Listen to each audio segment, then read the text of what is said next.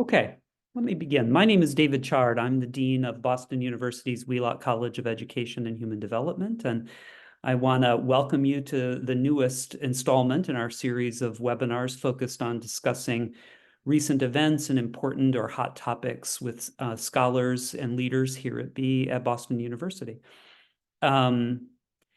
This series is deeply rooted in our ongoing efforts as a college community. Each discussion will focus on the complexity of an issue and seek to uncover the transformational opportunities to see students and communities thrive. So welcome to this event, and I want to now move to introducing our speaker. So let me frame this by talking about the STEM fields, science, technology, engineering, and mathematics. It's a pivotal topic due to its role in driving economic growth, fostering innovation, and importantly, addressing global challenges. Our discussion today surrounding STEM focuses on its importance in shaping the future of society, promoting critical thinking and advancing human well-being. And I want to put a fine point on that last part because we want to perhaps get you to think differently about STEM and sciences in general, particularly as it relates to human development and well-being. But we're constantly hearing that we need more STEM graduates in the workforce capable of solving global issues. Today, we want to explore why this is a continuing issue and how to get more students interested in the STEM fields that are well equipped to address big challenges.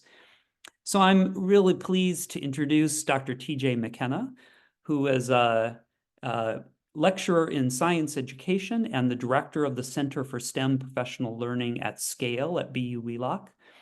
He has spent the past 20 years as a scientist, educator, both formal and informal, on-air science communicator and faculty member who works at the nexus of policy, practice, and research in ways that deepen our understanding of how to make progress on the ecological problem of supporting teachers, both pre-service teachers and in-service teachers, in their efforts to offer high-quality STEM learning to all of our students. TJ, welcome. We're really excited to have you here. Thank you so much. Yeah, let me just jump right in. And I know we're going to make this a conversation. I want to encourage our audience throughout the discussion to share questions in the Q&A box. And we'll do our best to either thread those questions into our conversation or answer them live by typing a response to you. But we've learned that these webinars are a lot more exciting when people are throwing their thoughts into the Q&A. So please engage as much as you can.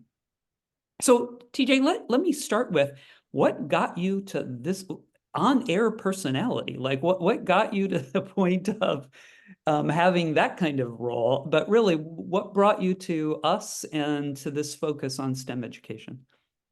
Yeah, definitely. So I had what I always feel like is a unique kind of pathway, but don't we all have unique pathways to kind of where we end up? And I like to highlight that for students so that they don't think there is one way. There's one way to get to this job. You know, they see somebody that they're interested in, they go to their Wikipedia page and they're like, oh, I have to do that, and then that, and then that. Like that's not reality in a lot of cases. And so I remember being super young and saying that I wanted to study animal behavior, and was told that that's not a job. You don't get paid to think about what animals think about. And so I went on to want to be a high school biology teacher.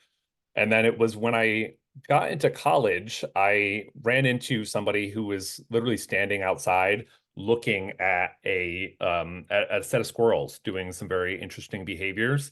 And then I was like kind of Jane Goodall behind Jane Goodall looking at this person, like, what are they doing? And after approaching that person, she was an animal behaviorist. She was studying squirrels. And immediately I was like, I want to learn everything you know. And so that was my first foray into like, I had always done all of the science courses. I had taken every after-school program I could be involved in. I was always down collecting things and setting up aquariums at my house and terrariums. But honestly, it was a pivotal moment for me of seeing I'm like, well, what are we trying to figure out about these squirrels? And she's like, well, nobody knows why they do this lying behavior, this deceptive caching behavior. And that to me flipped the switch of like, oh, this is what science is about. Isn't just about learning ideas that other people have figured out and kind of like passively getting those ideas. But it was about going outside, like looking at things, trying to solve problems, trying to understand what was happening, and then share that in a public arena. And so that led me to a lot of different places in the informal arena, working at a K-8 STEM magnet school where we were really trying some of the things out with the new, at the time, the next generation science standards hadn't been adopted yet. And more and more, I saw the opportunity through working with both in-service and pre-service teachers to have the biggest impact. And so I truly love my role in teaching and in working alongside in-service educators to figure out like how can we do this and do this better at scale. Interesting. So, are we constantly in need of more STEM graduates? And if so, why? Why is this a continuing issue? Are we not, why is it we can't meet the need? Yeah, so I think the big thing, I'll stop sharing the slides. I think one of the biggest things is, I mean, I think everybody's heard that. Everybody's heard that we're pushing and we're pushing. We always need more STEM grads. And it almost sets up a problematic view of like that there is such a thing as there's somebody that's a STEM grad and they have all of the knowledge through science, technology, engineering, and mathematics. And it it sets it up to think about like, well, what are those people doing? What are they moving into? And a lot of this comes from, and there's a really interesting book that just came out, Wasted Education, that talks about, it's kind of an interesting title, but it's talking about how a lot of the investments into STEM are from either the government or from a lot of private foundations that are responding to this need for more STEM grads, more STEM grads. But one of the challenges is once the STEM grads graduate and go into these careers, less than half actually go into STEM careers. And some people go into finance, some people may even spend a little time in a STEM career and then move into management. And so just thinking about it from the aspect of this is something that people aren't doing or that we constantly need STEM graduates really misses the point of the fact that we're trying to solve some of these global issues, whether it be food insecurity, climate change, educational equity and access, a lot of talk about space. But a lot of these people, once they go into these STEM careers, they end up at tech companies where they're trying to create new widgets or new apps or new things that, obviously you make a lot of money at some of these careers, but the work is not always the most meaningful. And a lot of these companies see STEM skills as having almost like an expiration date. Like we need to get the new STEM grads. These old people that we've hired, these, even if it's a few years or a decade, they see those STEM careers or those STEM skills as, well, now those are old. We need new STEM grads. And so they're not always nurturing the employees, not creating the best and equitable work environments. And so part of the challenge is that they're not keeping the STEM grads that they bring in and are constantly through this. The book talks about this churn and burn of like, they think of it as let's just get in the newest because they're also more affordable. If you just graduated from college, you come in at an entry salary point. The companies that are looking for their stock price and trying to keep the greatest investment going back out is a challenge. It's a very complex, multifaceted issue.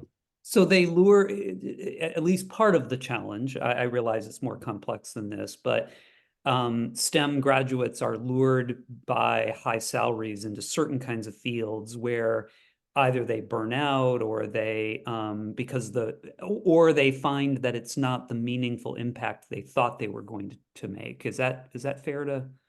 Yeah, that's definitely fair. If you're doing 70 hours a week and you're trying to code a widget or trying to make an app or trying to come up with a new platform that you can offer online, it's not really doing that change the world kind of things that you may have been into or that you were hoping for. It's often a challenge to then move into those positions that do not have the same salaries or the same support. Yeah, I think we'll circle back to that. There are a couple of questions that people have posed, though, I think related to this. One is, do you need a STEM degree in order to go into a STEM career? I'm curious what your thoughts are about that. And do you are you inherently more competitive because you have a degree in a STEM, one of the traditional disciplines? Yeah, I think it depends on who's looking for sure. You know, if they value the STEM career, the STEM whatever piece it may be. But I think one of the pieces that not everybody talks about is if you think about STEM, it initially started as the tech, like nobody's really majoring in technology. There's a lot of money in technology. And so, in order to do technology, you need to be able to have a certain set of skills. You need to be able to be a problem solver, be able to be persistent. There's a lot of, if you've ever coded something, you've ever created something, you spend more time failing than succeeding. And, but that happens a lot in science too. And so, you have to be able to have the courage and the risk taking and the ability to like clearly communicate the ideas and the thoughts that you're having. And so I always advocate for students to have to dip your toes into different experiences, get those internships, take the STEM classes so that you often realize that you're not missing anything. You know, when you go to a lot of those STEM classes, you're getting a lot of the content, but there's a lot of ways to get content these days. And so it's really more about your passion and the change that you want to have in the world. And so creating the resume or the CV, there's a lot of ways to end up in the position that you want.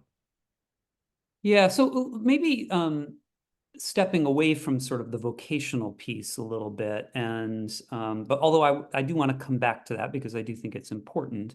But one of our audience members said, what about just science or scientific thinking or science skills to improve one's own life and one's own development? Like, is that not important? And how does that fit into the picture of a STEM educator? Yeah, I think that is hugely important. That is such a big piece because I think when you think about STEM, and one of the things that comes up, I know we're mentioning STEM a lot, but there's a big discussion around, is it STEM? Is it STEAM? Integrating the arts? Is it STREAM? Should we bring reading into this? And I talk a lot about this with students to figure out kind of where it came from. It's always funny to know that in the 90s, it was called SMET, because they thought that science and math set you up to be able to do engineering and technology. But people thought that just sounded kind of gross, SMET. And so it wasn't until like, I think it was 2001 where NSF coined STEM, and it took off. People loved that, both nationally, in the business sector and internationally, people all kind of settled on STEM. So there is always this challenge between STEM and STEAM, and how do you integrate these things without losing the individual components? But I think ultimately, and one of my students just last week said this as we were saying, should it be STEM? Should it be STEAM? Should it be metals? Should it be stream? She rolled her eyes and said, shouldn't we just call it like a rich education? And I'm glad she kind of picked up that idea that was like, we shouldn't be focused as much on what we call it as much as what we do. And we really want to be preparing students for this way of looking at the world, this set of skills that you can develop through questioning things, through doing these different investigations. I mean, I always say that kids, when you look at a baby who's sitting in a high chair, they start doing science very early. They push that Cheerio off the edge and they look down and go, huh, that fell down, and they see the dog come over, or they see, and so they're trying things. And I think at a certain point, we want to get students to think more about, keep asking those questions that we often lose as those young people grow up, where they're not saying, why do we do it that way? Why do we think of it this way? And so I think by helping people see that science is not just learning about what other people have done, but it's a way of figuring out your own world, a way of understanding the complexities of what's around you. That's how you create an empowered citizenry where people do feel like if a new technology comes out like generative AI, or if there are new global challenges, there are things that they feel like, okay, I know how to get the information about this and I know how to approach this. So in your work with teachers, TJ, one of our guests asked the question, like, how do we get students to own kind of a problem-solving mentality or approach, where they don't see, we're really good in school of boxing things up, right? Yeah. Math sits here, science, biology and chemistry, it's all in boxes, and we don't see these related. How do you get teachers to think differently about that? Yeah, so And there are therefore students to think differently about it, obviously. Yeah, there are a lot of challenges just with thinking about, well, we can't change everything.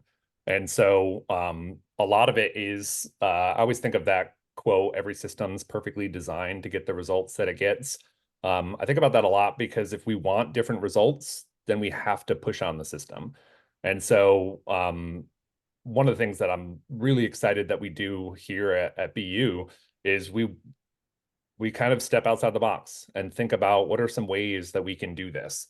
One of the courses that I'm on a team, we meet every week, is we created this course called Institutional Racism in Health and Science. And it came out of a need where we just didn't feel like graduates were seeing that there are people writing these journal articles. There are people that are within these power contexts that they, especially the older articles, the older pieces that are out there. But the people on our team, it's myself, it's somebody in bioinformatics, it's somebody in microbio, it's somebody in special education, it's somebody who actually studies reef fish and is in Papua New Guinea right now. Like I think BU supports the fact that we can reach across these different topics and create these courses where students see collaboration. They see that we're bringing in different pieces. In another course, I bring in different experts that are doing different pieces, like Ralph Bouquet from NOVA and PBS. He's their director of education and outreach.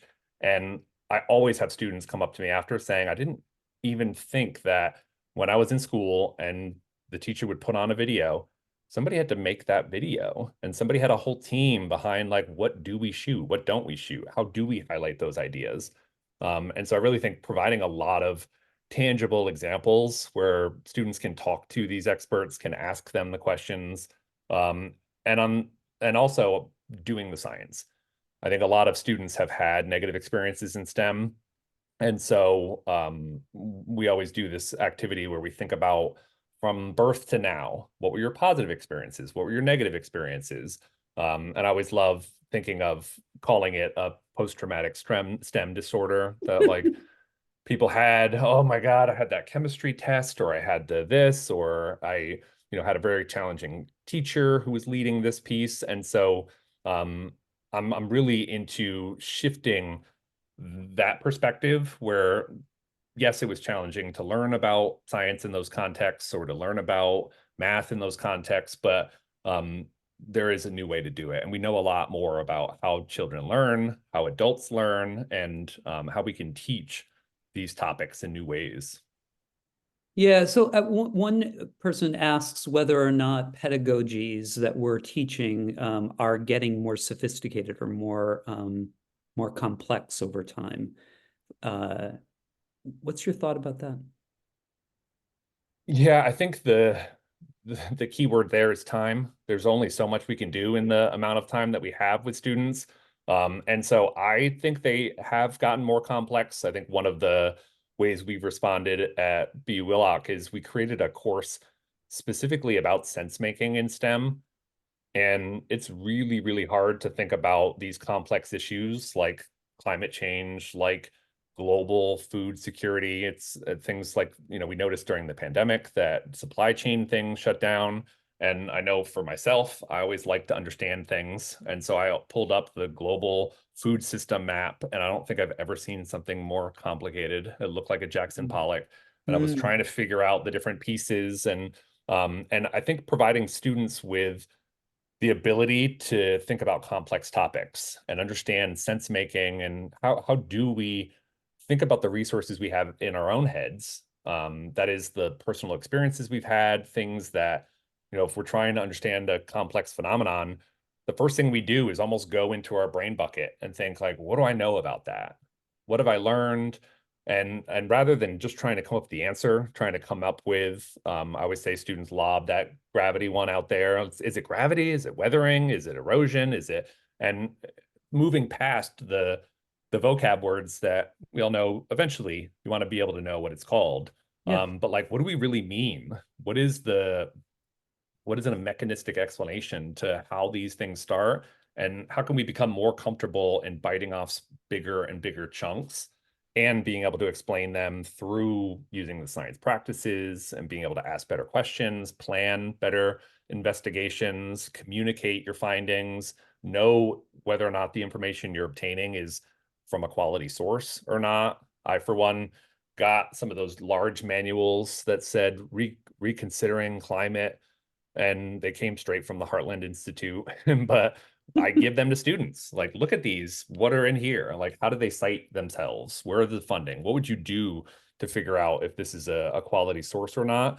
So I think they do get more complex, and I think the biggest piece is that we, at least in our elementary science methods course, we teach in a school. And so we have these conversations. We're in Dorchester and the Trotter. We have these conversations about how we can do these things with students, and then students come in and we literally teach together. We work with the students, then we spend time debriefing. And even this semester, I'm co-teaching with Dr. Jim Bryson, and we're really integrating science and literacy to happen within the same class period. And so we're modeling for our students ways where we're doing a lot of work with science notebooks. And just last week, two of the students, as I was going around listening at the different tables, we're working with third graders, and two of the students said, you know what? I'm a scientist and a writer. And they're starting to have those positive experiences of like, science isn't just noticing a crazy thing and trying to explain it with vocab words, but it's being able to discuss this, to draw very detailed diagrams, to be able to ask great questions and then share with your peers. So I think it is complex, but I think we're doing a lot of the things that we can to best support our future educators. So in a word, much more sophisticated. Yes. And Yes. probably than at least people of a certain age, like I am, probably remember of science education.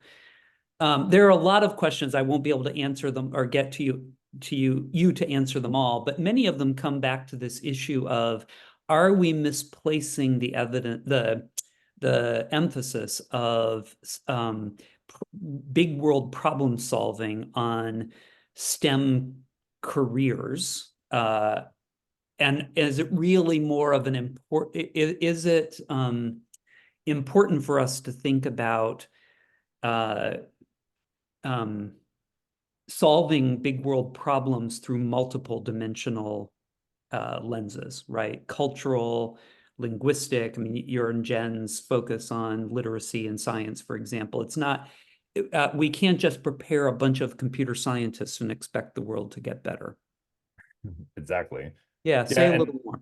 and I think the biggest piece is that you need to be well versed in as many different kind of arenas as you can. You want to be able to read the news and interpret graphs in ways that you're pausing for a moment to say, what are they really saying here? And to ask those, I always try to say, we go at least 5 questions deep. Who collected this data? Where did it come from? What was the population? And so to have students not just accepting that people in the government are doing the best things in the government and the people in the tech sector are doing the best things in the tech sector, but really to drive your own environment. Like, we need people in STEM and government. We need people in STEM creating new innovations and energy and all of these things. But we also need to be thinking about what kind of people are growing up in this world. What are K-12 systems going to change? And we can't, I think, put all of the emphasis on STEM grads and just think that somebody's going to come up with a new invention and it's going to fix all of our problems.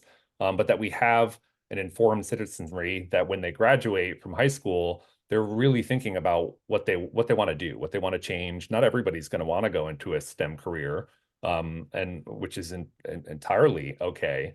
But how can you channel your passion to be able to not only participate in the kind of job that really makes you happy, but the kind of learning that you need to have to be able to think about um, all the different daily challenges that we run into, especially now with all of our access to kind of international news. Yeah. There's a question about whether or not children are different now than they used to be. Are they less curious? And you spend a lot of time in elementary schools. Do you find them any less curious, or is it the way we set up the environment that might be causing them to not bring their full curiosity to things? I don't think they're less curious. All of the children that I'm around are like firing questions a mile a minute of why, what is that? What are we doing with this piece?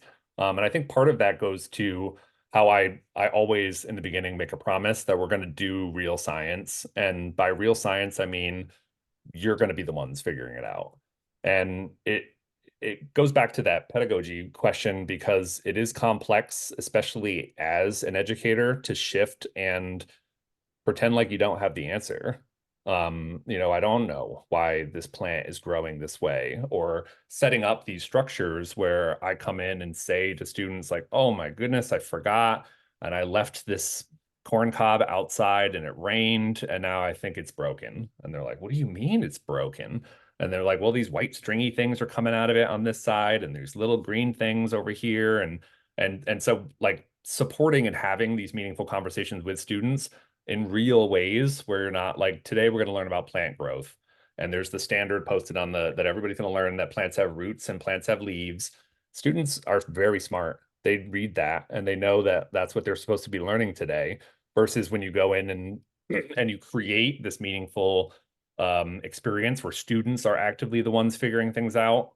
Then you go in and tap them on the shoulder and you say, well, what are you trying to do? And just like tomorrow, we're planning to dig into like water vapor, and I'm going to put water vapor on the tables, and we're going to figure out like, okay, where does this belong in the water cycle? And how does this help us think about keeping clean water moving into the future? Hmm. Hmm. So one of the questions that's come up in the Q&A wants you to go back to the A in STEAM and talk a little bit more about art. And I would maybe throw in design. Like, how do we develop a passion for seeing the relationships between art, mathematics, to really push you? Yeah. In full disclosure, I'm a high school math teacher and chemistry teacher, so I don't want to leave out the M. But how do we engender that kind of curiosity or interest in art, but understanding its relationship to other areas, other disciplines, other parts of our world? Yeah, I think the biggest thing is to kind of build bridges and work with our liberal arts colleagues, because I think one of the one of the things that we don't want to happen is we don't want positions created that's a STEAM person and then there's one person hired. Hmm. And that becomes either a science person or a math person or an art person or a tech ed teacher or something, and you're really losing all of the expertise within all of those different pieces. I know for myself, I took all my courses in biology and all of my electives were in art. I was blown away by the ability to tell stories and to communicate about some of these things through different films. Really loved art history and going into informal spaces and seeing how they set up galleries, how they set up these different pieces. And I think a lot of the benefits in being able to communicate to students, to reach all your students, is that students have very different personalities, different ideas, different interests. And so you're not going to reach everybody by doing a cool science thing in the front of the room. But Mhm. you might reach more if you set it within a context, a local context, or And trying to think of a off the cuff example. One of the things we did is thinking about, I knew we were going to be teaching about erosion. And so I said, well, we got to find some. I don't have any erosion on me. Let's go look. And so students grabbed their science notebooks and we started walking around the school, and students had just enough information, just in time instruction. If you're familiar with that from ambitious science teaching. And so they knew kind of what they were looking for. And we went outside and we looked around and people saw different things. And then immediately we're like, oh my goodness, the swing set is eroding away. We have to save it.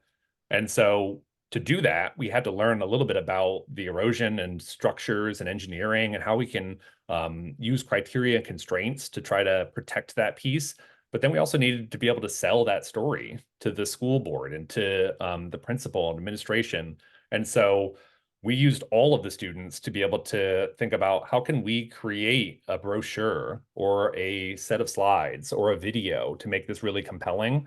And that's where you truly bring in the arts. You bring in the ways to create a song about this. And I, for sure, my expertise is not in art. My love is in art. But when you truly open this up to not just say, no, this is STEM, but this is bringing our own interests into our curiosity, our imagination, our teamwork, our creativity, our design thinking, like you said, all of those pieces allow you to harness all the parts of your brain. And I think it really truly it allows all students to shine in ways where they can see, oh, I'm a STEAM person, but I do this part. Like this part really makes me happy. Do you think that we are partly the victims of our own history of schooling? We now have multiple generations of people who think very narrowly about science education, STEM education, that we are still building kind of muscle around STEAM, meaning people are still we have to still encourage greater imagination about how these relate to one another, how we think about their interrelationship, and how people can be um, how does the performing arts fit in, for example, and what role do performing artists have in helping people understand science concepts? Or it's even hard for me to talk about it because Yeah. I was prepared in a traditional science way. So just curious what your thoughts are about that. Yeah, I think it's we get stuck in that, like, well, we've always done it this way. And a lot of people feel like, well, that's the way it was when I grew up, and I think I turned out fine, kind of thing. And so, which I totally get.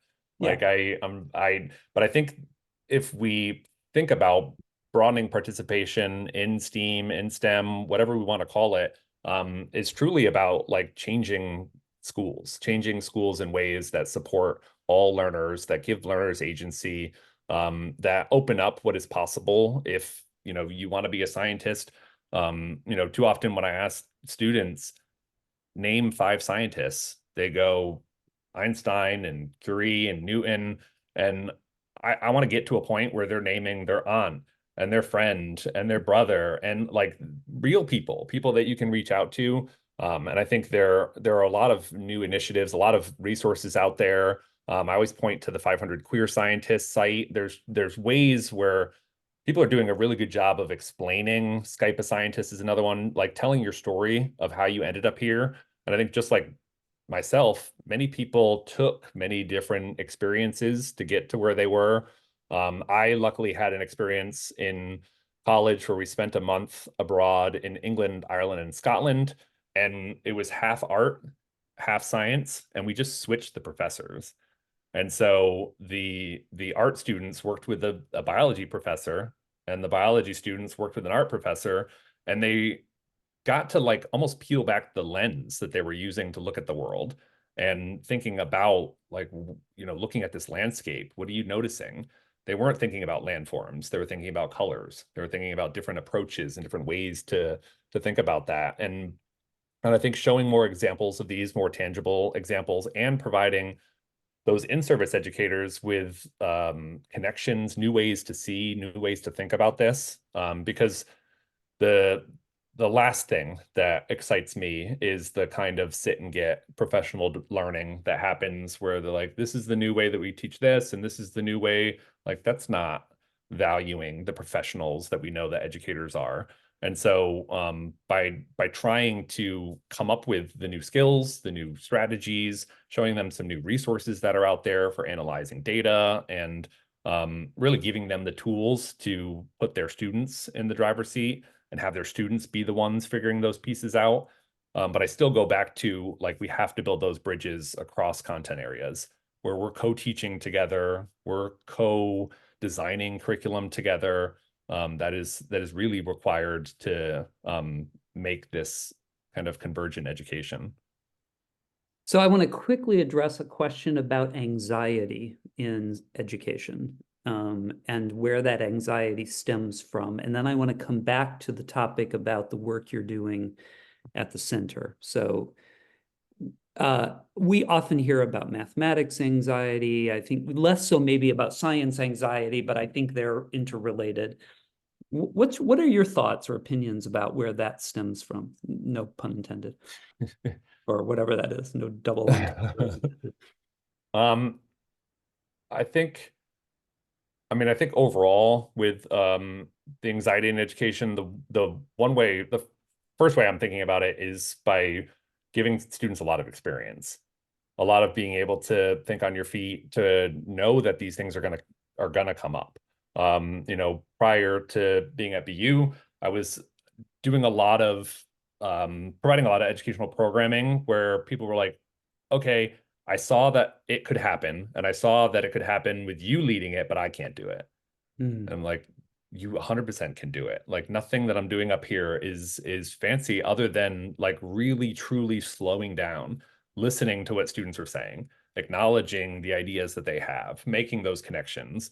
And so I think the more that schools of ed can truly partner with schools where they're able to learn, like this is a job embedded professional learning, like we co-design together, we co-teach together, we unpack, we debrief. I think the more that we think about those things together, the more that kind of that anxiety around like what's going to happen, how do I change these different pieces, kind of goes away. Interesting. So you automatically went to teachers' anxieties. And I think that maybe the question asker, and I was wondering about student anxiety. So is there an implication that children's anxieties grow because of how teachers treat the material or the ideas that they're trying to convey or develop in young people? Yeah, I think I mean, it, it's all one thing. Like when you go to school, you're in that classroom. If your teacher that's in the front of the room or, moving around the room is like, I have to get through 70 different topics in the next 3 months or whatever it may be, you feel it. Yeah. You feel nervous and you're like, well, I want to help this person. I really like my teacher. And so you try to put the vocab words out there as fast as you can and move along, versus them putting you in the driver's seat as the student. You then feel like your curiosity is driving the learning. And Yeah. there are a lot of tools and a lot of strategies for this, like driving question boards, where you show students a phenomenon that's something interesting to them. And you say, ask every question, write down every question you could come up with here. And then that becomes not just a thing on the wall, but that becomes a driver of your unit of like, then as a student, you're sitting there, you're looking at the wall thinking, my questions are up there. Like, we're going to figure out stuff that I want to learn about. And that Yeah. really does shift the agency in the classroom and it makes you feel a part of the learning. I know at the same time, we know that we do have to, there are standards, there are things that we have to get through. But I think as a field, we're shifting to making units a lot more integrated and a lot more meaningful.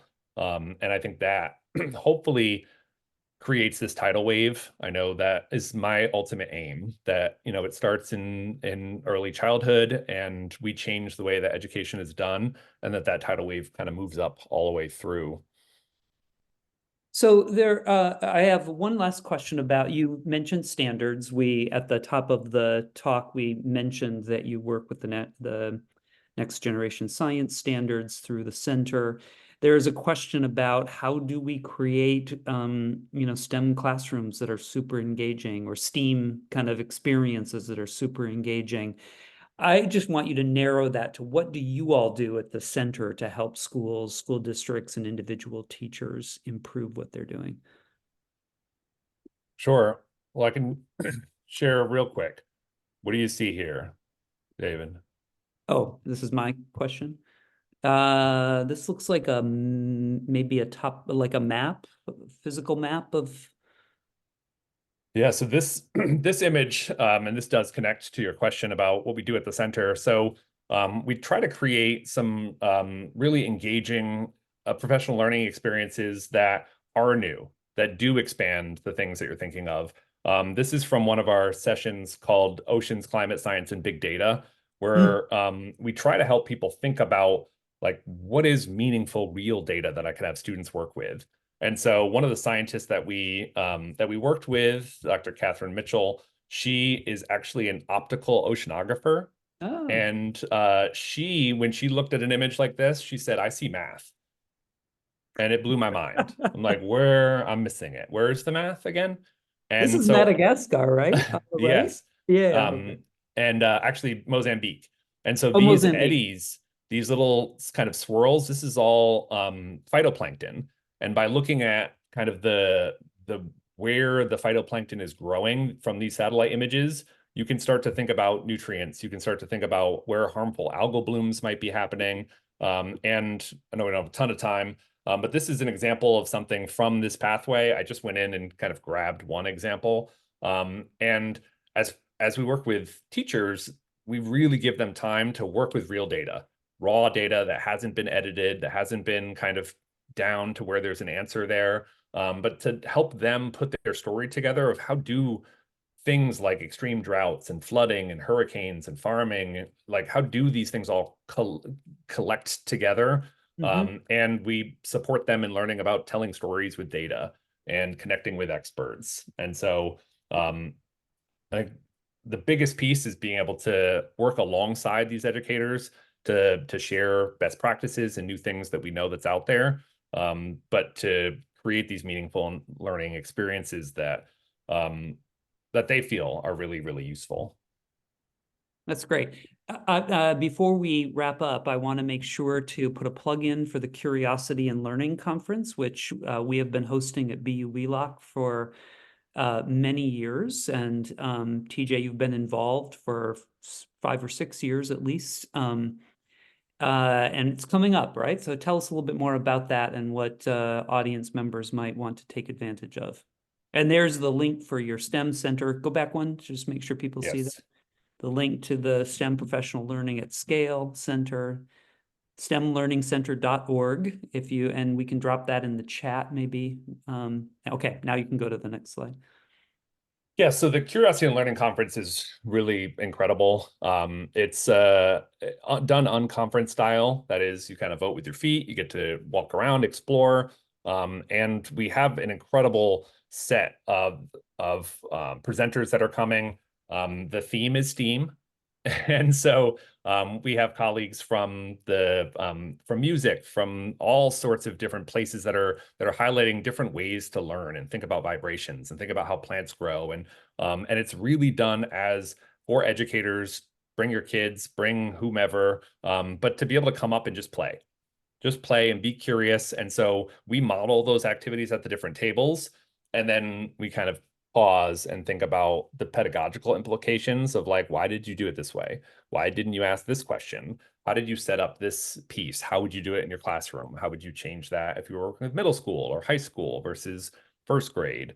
Mhm. And so one of the best things, kind of the thing that keeps me going, is just being able to have these conversations, not only with the educators that come, but to meet other people that are thinking the same way, that are trying to do this, whether they're from Mass Audubon or different pieces. So really to have those bumping elbow conversations with other people that are trying to do this. That's great. Well, thank you, TJ. I am proud to be your colleague and to have you at BU Wheelock. It's exciting to know the work you're doing and that the center's doing. And thank you for joining us today. Thank If you. you are interested, March 28th is our next webinar. We'll focus on special education, creating a sustained, thriving special education teacher workforce. What will it take? And we'll be joined by two of TJ and my colleagues, Elizabeth Bettini and Zach Rossetti from our special education program, and we would love to have you join us. So these two QR codes will lead you to information about that. Thank you so much for joining us today, and hopefully you'll be with us on the March 28th webinar. Have a great afternoon.